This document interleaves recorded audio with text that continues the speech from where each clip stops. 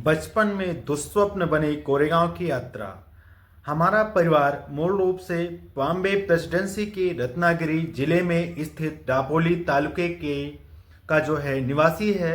East India company का राज शुरू होने के साथ ही मेरे पुरखे अपने वंशानुगत धंधे को छोड़कर कंपनी की फौज में शामिल हो गए थे। मेरे पिता ने भी परिवार की परंपरा के मुताबिक फौज में नौकरी कर ली। वे अफसर की रैंक तक पहुंचे और सूबेदार के पद से सेवानिवृत्त हुए। सेवानिवृत्त के बाद मेरे पिता परिवार के साथ दापोली गए ताकि वहां पर फिर से बस जाएं, लेकिन कुछ वजहों से उनका मन बदल गया। परिवार दापोली से सतारा आ गया, जहां हम 1904 तक रहे। मेरी याददाश्त के मुताबिक पहली घटना 1901 की है, जब हम सतारा में रहते थे। मेरी मां की मौत हो चुकी थी। मेरे पिता सतारा जिले में खाटो तालुके के कोरेगांव में खजांची की नौकरी पर थे। वहां बंबई की सरकार अकाल पीड़ित किसानों को रोजगार देने के लिए तालाब खुदवा रही थी। अकाल से हजारों लोगों की मौत हो चुकी थी। मेरे पिता जब कोरेगांव गए तो मुझे, मेरे बड़े भाई और मेरी बड़ी बहन के 2 बेटों की, मेरी काकी और कुछ सहृदय पड़ोसियों के जिम्मे छोड़ गए। मेरी काकी काफी भली थी, लेकिन हमारी खास मदद नहीं कर पाती थी। वे कुछ नाटी थी और उनके पैरों में तकलीफ थी, जिससे वे बिना किसी सहारे के चल फिर नहीं सकती थी। अक्सर उन्हें उठाकर ले जाना पड़ता था। मेरी बहनें भी थी, उनकी शादी हो चुकी थी और वे अपने परिवार के साथ कुछ दूर पर रहती थी। खाना पकाना हमारे लिए बड़ी एक समस्या थी, खासकर इसलिए कि हमारी काकी शारीरिक असहायता के कारण काम नहीं कर पाती थी। हम 4 बच्चे स्कूल भी जाते थे और खाना भी पकाते थे, लेकिन हम रोटी नहीं बना पाते थे, इसलिए पुलाव से काम चलाते थे। वह बनाना सबसे आसान था, क्योंकि चावल और नॉनवेज मिलाने से ज़्यादा इसमें कुछ नहीं था करना पड़ता था। मेरे पिता खजांची थे, इसलिए हमें देखने के लिए सतारा से आना उनके लिए संभव नहीं था। इसलिए उन्होंने चिट्ठी लिखी कि हम गर्मियों की छुट्टियों में कोरेगांव आ जाएं। हम बच्चे यह सोचकर या सुनकर काफी खुश थे और उत्तेजित हो उठे, क्योंकि तब तक हम में से किसी ने भी ट्रेन नहीं देखी थी। भारी तैयारी हुई। सफर के लिए अंग्रेजी स्टाइल के नए कुर्ते, रंग बिरंगी नक्काशीदार टोपी, नए जूते, नई रेशमी किनारी वाली साड़ी, धोती खरीदी गई। मेरे पिता ने यात्रा का पूरा ब्यौरा लिख कर भेजा था और कहा था कि कब चलोगे या लिख भेजना, ताकि वे रेलवे स्टेशन पर अपने चपरासी को भेज दें, जो हमें कोरेगांव तक ले जाएगा। इसी इंतजाम के साथ मैं, मेरा भाई और मेरी बड़ी बहन का बेटा सतारा के लिए चल पड़े।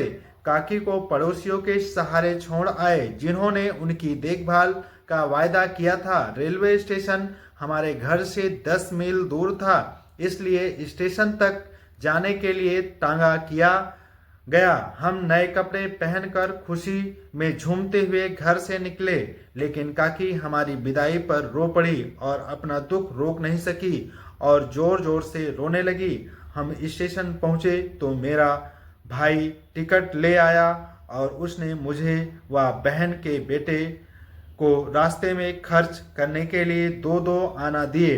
हम फौरन खर्च हो गए और पहले नींबू पानी की बोतल खरीदी। कुछ देर बाद गाड़ी ने सीटी बजाई तो हम जल्दी जल्दी चढ़ गए ताकि कहीं रेलगाड़ी छूट ना जाए। हमें कहा गया था कि मसूर में उतरना है, जो कोरेगांव का सबसे नज़दीकी रेलवे स्टेशन है। ट्रेन शाम को 5 बजे मसूर पहुंची और हम अपने सामान के साथ उतर गए।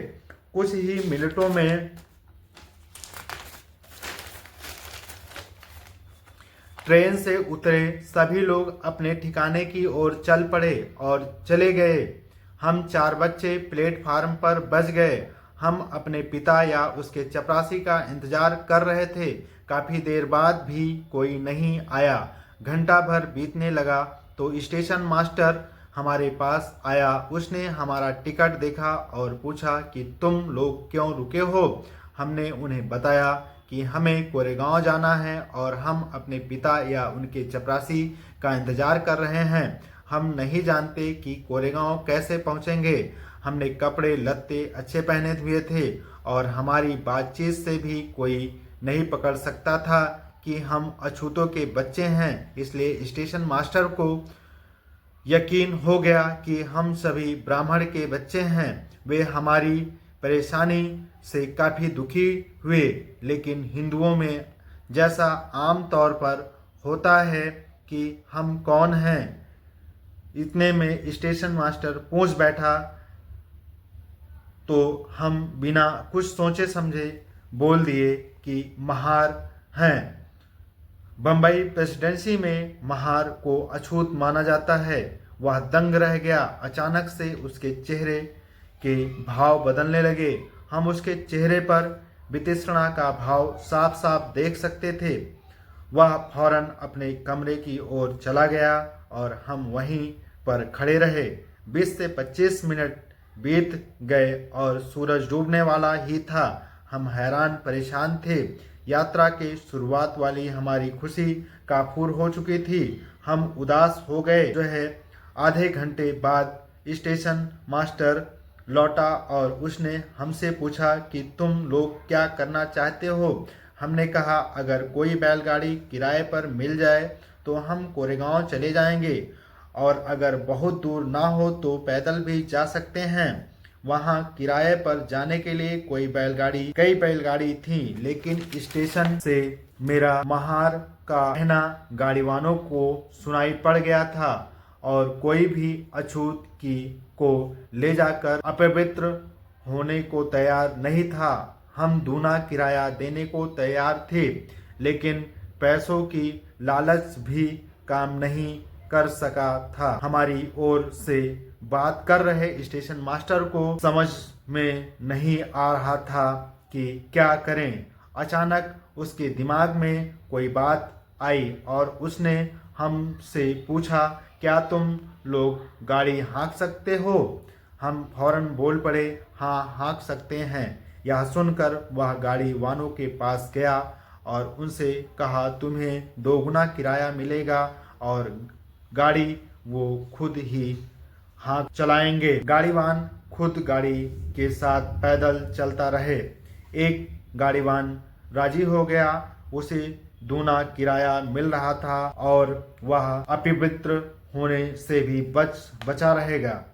शाम करीब 6:30 बजे हम चलने को तैयार हुए, लेकिन हमारी चिंता यह थी कि यह आश्वस्त होने के बाद ही स्टेशन छोड़ा जाए कि हम अंधेरे के पहले कोरेगांव पहुंच जाएंगे। हमारे गाड़ी वालों से पूछा कि कोरेगांव कितनी दूर है और कितनी देर में पहुंच जाएंगे और कितना समय लगेगा। उसने बताया कि 3 घंटे से ज़्यादा नहीं लगेगा।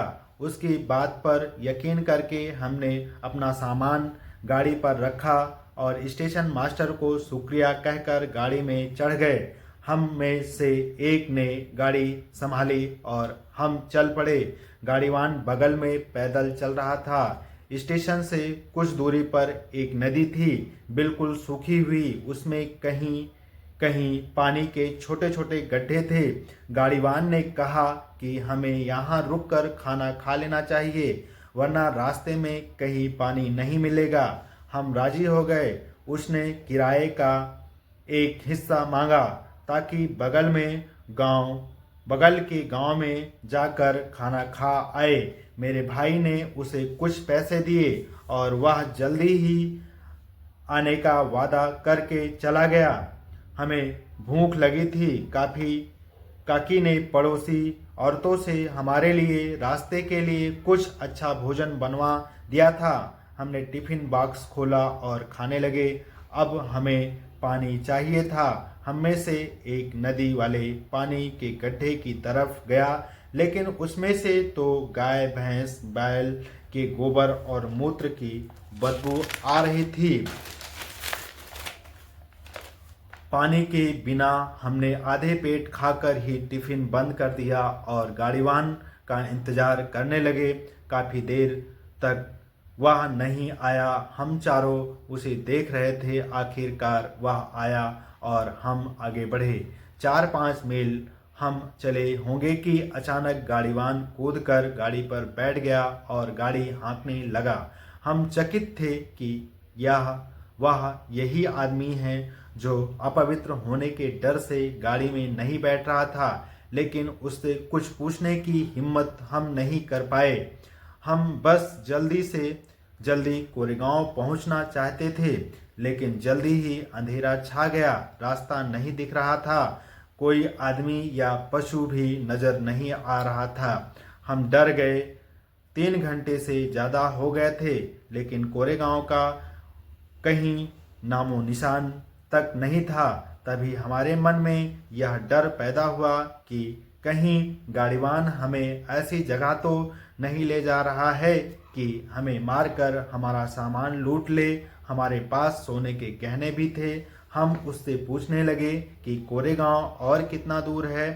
वह कहता जा रहा था, ज्यादा दूर नहीं है, जल्दी ही पहुंच जाएंगे। रात के 10 बज चुके थे। हम डर के मारे सुबकने लगे थे और गाड़ीवान को कोसने लगे थे। उसने कोई जवाब नहीं दिया। अचानक हमें कुछ दूर पर एक बत्ती जलती हुई दिखी। गाड़ीवान ने कहा, वह देखो, चुंगी वाले की बत्ती है। रात में हम वहीं रुकेंगे। हमें कुछ राहत महसूस हुई। आखिर 2 घंटे में हम चुंगी वाले झोपड़ी तक पहुंचे। यह एक पहाड़ी की तलहटी में उसके दूसरी ओर स्थित थी। वहां पहुंचकर हमने पाया कि बड़ी संख्या में बैलगाड़ियां वहां रात गुजार रही थी। हम भूखे थे और खाना खाना चाहते थे, लेकिन पानी नहीं था। हमने गाड़ीवान से पूछा कि कहीं पानी मिल जाएगा।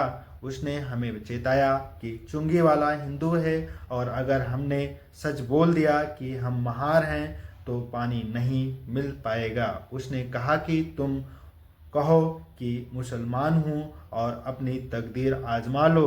उसकी सलाह पर मैं चुंगी वाले की झोपड़ी में गया और पूछा कि थोड़ा पानी मिल जाएगा। उसने पूछा, कौन हो? मैंने कहा, हम मुसलमान। मैंने उससे उर्दू में बात की जो मुझे अच्छी आती थी, लेकिन यह चालाकी काम नहीं आई। उसने रुखाई से कहा, तुम्हारे लिए यहाँ पानी कौन रखा है?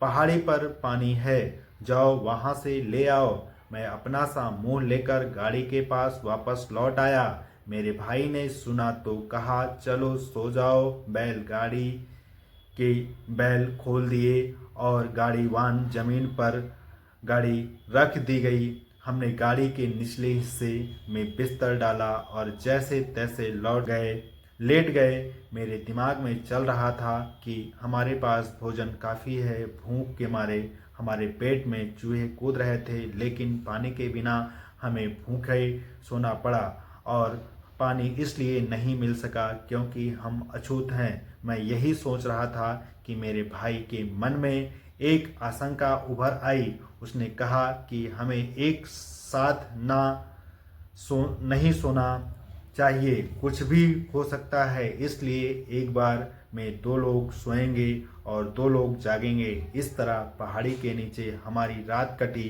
तड़के 5 बजे गाड़ीवान आया और कहने लगा कि हमें कोरेगांव के लिए चल देना चाहिए। हमने मना कर दिया और उससे 8 बजे चलने के लिए कहा। हम कोई जोखिम नहीं उठाना चाहते थे।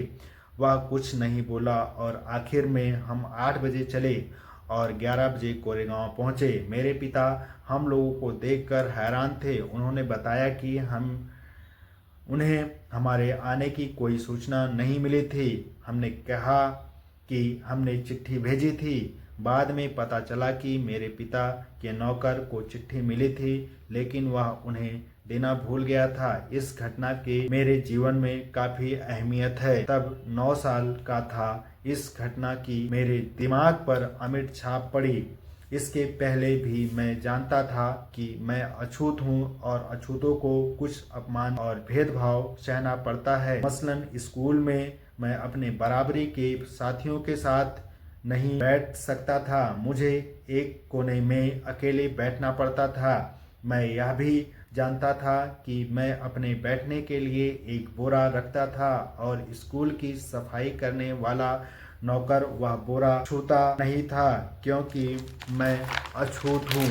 मेरा बोरा रोज घर ले जाता और अगले दिन लेकर आता था। स्कूल में मैं यह भी जानता था कि ऊंची जाति के लड़कों को जब प्यास लगती थी तो वे मास्टर से पूछकर नल पर जाते और अपनी प्यास बुझा लेते थे, पर मेरी बात अलग थी। मैं नल को छू नहीं सकता था, इसलिए मास्टर के इजाज़त के बाद भी चपरासी का होना जरूरी होता था। अगर चपरासी नहीं है तो मुझे प्यासा ही रहना पड़ता था। घर में भी कपड़े मेरी बहन धोती थी। सतारा में धोबी नहीं थे। ऐसा नहीं था हमारे पास धोबी को देने के लिए पैसे नहीं हों, ऐसी बात भी ना ही थी। हमारी बहन को कपड़े धोने पड़ते थे क्योंकि हम अछूतों का कपड़ा कोई धोबी धोता नहीं था। हमारे बाल भी मेरी बड़ी बहन काटती थी क्योंकि कोई नाई हम अछूतों के बाल नहीं काटता था। मैं यह सब जानता था, लेकिन उस घटना से मुझे ऐसा झटका लगा जो मैंने पहले कभी महसूस नहीं किया था। उसी से मैं छुआछूत के बारे में सोचने लगा। उस घटना के पहले तक मेरे लिए सब कुछ सामान्य था, जैसा कि सवर्ण हिंदुओं और अछूतों के साथ आमतौर पर होता है। धन्यवाद दोस्तों, ये मैंने पार्ट दूसरे का वीडियो बनाया जो कि भाग 1 में आता है। आप सभी लोग हमारी वीडियोस को सुने और कमेंट करें कि क्या ये जो मैंने भाग 1 डॉक्टर भीमराव अंबेडकर के बारे में मैंने बताया, ये आपको अच्छा लगा हो तो लाइक जरूर करें, शेयर करें अपने यार मित्रों के सगे संबंधियों के साथ, और वीडियोस को लाइक करें और चैनल को सब्सक्राइब करें। और जो है आप कमेंट करें क्या यहाँ पर आपको सही लगा और क्या गलत लगा और क्या होना चाहिए, और इसके विषय में आप कमेंट जरूर करें। और आप इसके भाग 2 को सुनना चाहते हैं कि नहीं चाहते हैं, आप कमेंट करके जरूर बताएं, जिससे मैं भाग 2 पर एक वीडियो फिर से बनाऊं। धन्यवाद दोस्तों, जय हिंद, जय भारत।